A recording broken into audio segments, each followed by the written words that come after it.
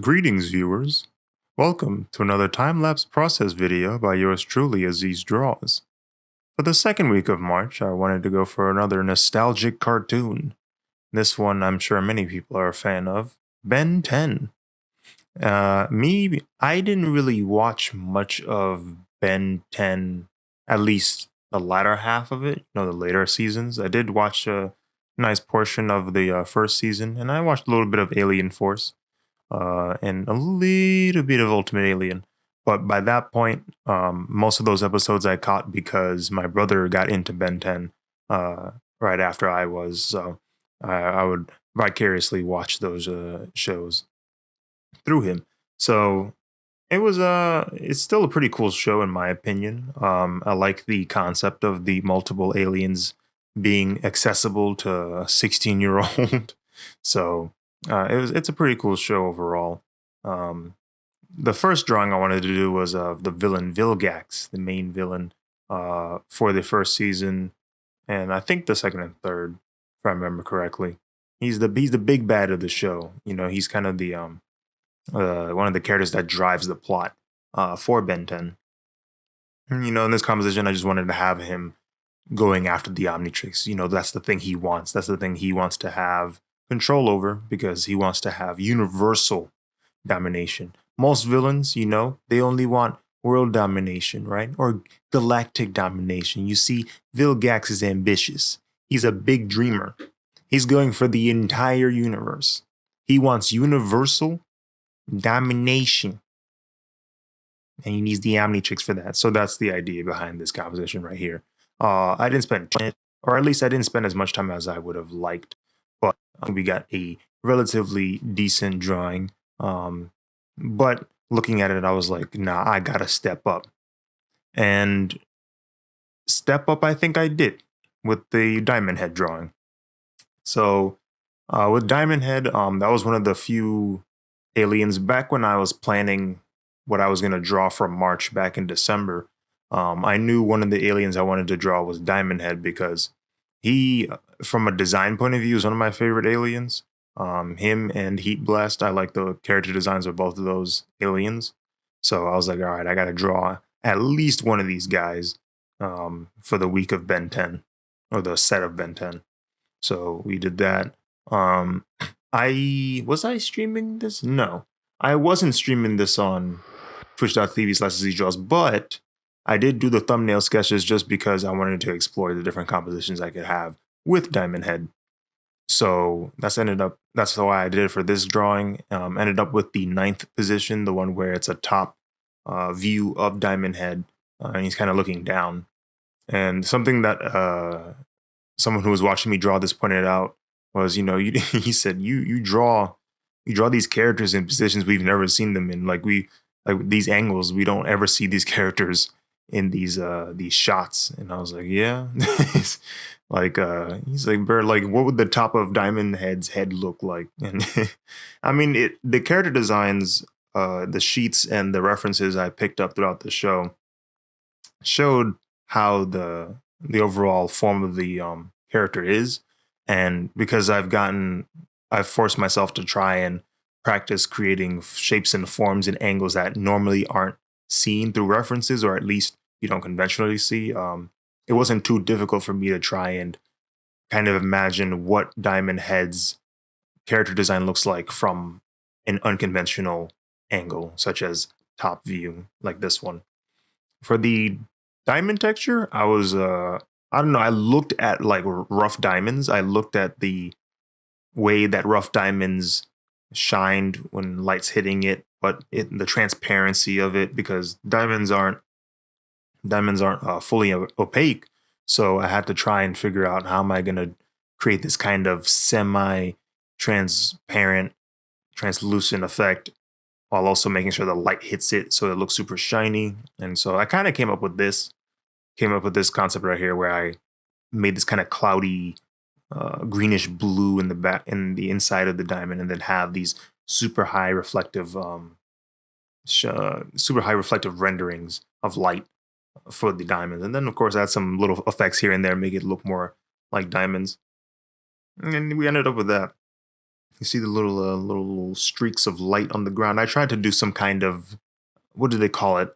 Caustics. I tried to of caustics, and that's what I that's what I did. Not the best attempt, but it was something. I tried it at least. That's what's important. This one, hey, look who we have here. It's Model A2Z, and I decided to draw him with upgrade. That was the idea here. I wanted to put upgrade with Model A2Z. A friend of mine actually gave me this idea. He said, "What if you did upgrade mixing with Model A2Z, because upgrade's ability is being able to take a piece of technology, merge with it, and then utilize it to its advantage." And I was like, "Oh, that is kind of cool." So, I had these different concepts, these different compositions I had for A2Z because I was streaming this one as well. And, I think we had some pretty cool, pretty strong compositions here. You got this Superman one I'm drawing right now. We have one where he's kind of looking up. This is similar to my Danny Phantom pose, where Danny Phantom's coming out of the wall and his hand is up like that. But yeah, all of these I think, were cool poses. We ended up with, what was it that we ended up with? It was a number two. Number two is what we ended up with for the drawing. But I definitely liked doing the sketches. You can see I'm like spending more time on them, giving them that green look to make sure, it's upgrade. So yeah, then I took it and I was like, the sketches are proportionately sound, so I don't need to redraw them. So all I did was I just grabbed the second sketch, just scaled it up, and just started inking. And I was like, well, this works. There were some few adjustments I think I did to the scale and proportions of some of the parts of the body, but overall I didn't have to do much deviation from the sketch, which was nice. Saved me a lot of time. So yeah, I took my time and made sure the line art was polished and consistent. And it was a nice little practice for me with drawing A2Z, because since A2Z has so much line mileage, it allows it so I have to do a lot of lines, and you got to keep that polished. And then I add even more lines because it's upgrade, so it's just lines galore for this drawing. Yeah, I definitely wanted to focus on that though. So what I decided was, after I made the Tron lights, I wanted to have a light source that allowed for those lights to be complemented. So I didn't have the light source hit it directly. I wanted to hit the light source. I wanted to have the light source in the back. So that's what I ended up doing. But yeah, this drawing was definitely fun to make. Nice little experiment we had going here. Appreciate Sky Zazel for coming up with the idea. But yeah, this one was, like I said, it was fun. And it was like, I guess it's like is this what they call inserting? This is like you insert your OC into a different show. Is this what they call it? Hmm.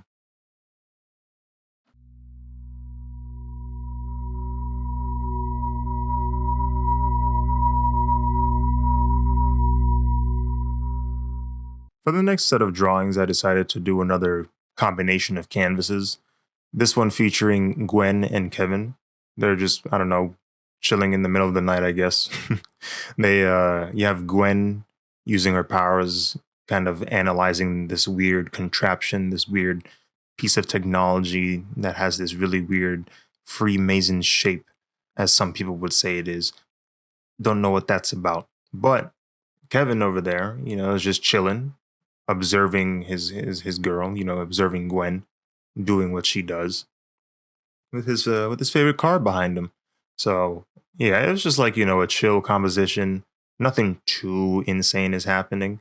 And so, like I said earlier, they're at night. So I was trying to figure out, how am I going to do a night setting where the light isn't really there, but I need to like be able to separate the different values of the piece. And so I kind of thought about how pictures of night skies where the exposure is super high.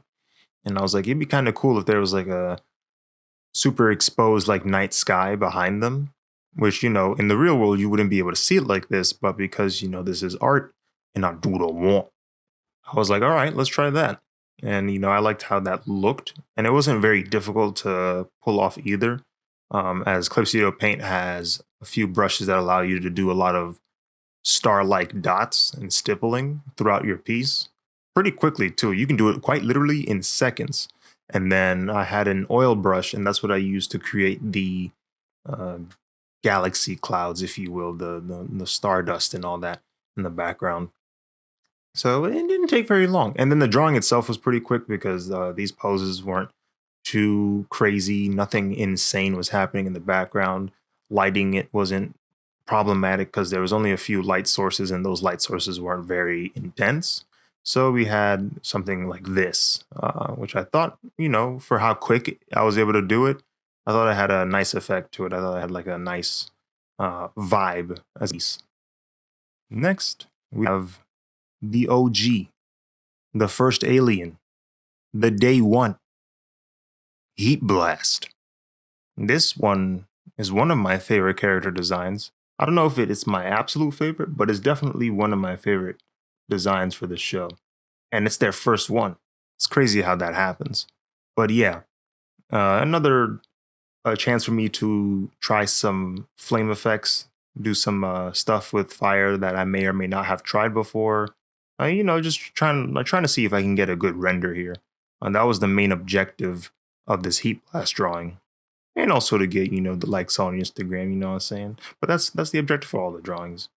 So yeah, I mixed a bit of the character design from Ben 10 Season 1 along with the Alien Force designs because they are slightly different. I found out that the Heat Blast character design doesn't have as much contrast in the rock parts of the body. Like it's not as highly contrasted in the first season. But then in Alien Force, there's a far more contrast, almost to the point where it's like there's areas of the rocks that look straight up black.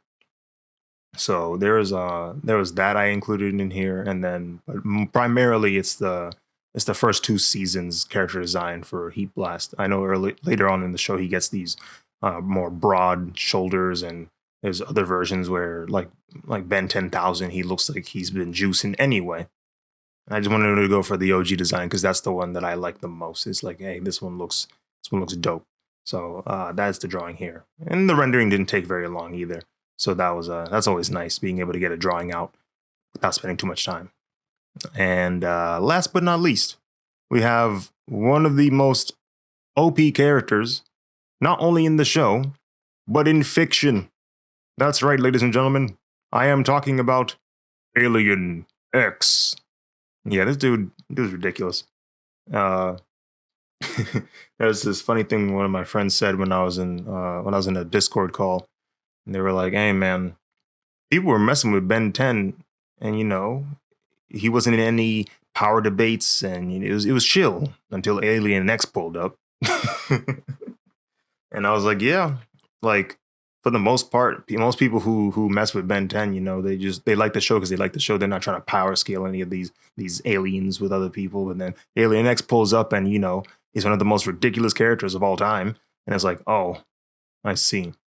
Now I can't remember too much off the top of my head about Alien X. I did look into the character a little bit more again just to refresh some stuff that I remember from watching it. Like I know that Ben has to speak with the two entities that make up Alien X for them to move. Just to move is the funny part.